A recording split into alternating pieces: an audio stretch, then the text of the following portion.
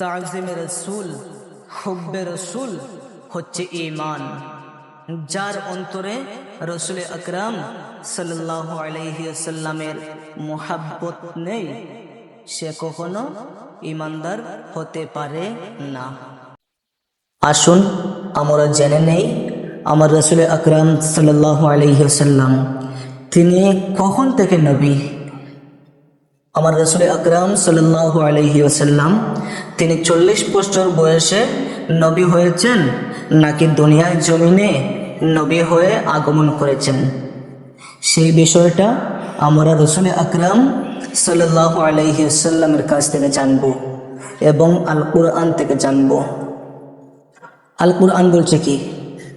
সূরা সাফ আয়াত নম্বর হচ্ছে 6, ওয়া মুবাশশিরাম বিরাসূলি ইয়াতি মিন বা'দি ইসমুহু আহমদ।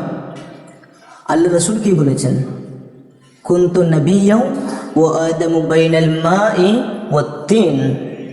আরও বলেছেন কুনতু নাবিয়্যাও ওয়া আদামু বাইনার রূহি ওয়াল জাসাদ।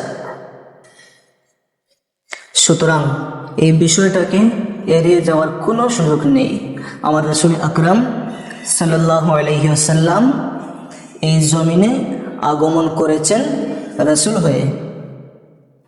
শেষে একটা কথা বলবো যে তাজিমে রাসূল হচ্ছে ঈমান, হুব্বে রাসূল হচ্ছে ঈমান। আপনার টুপি, আপনার দাড়ি, আপনার লম্বা জামা, এটা ঈমান নয়।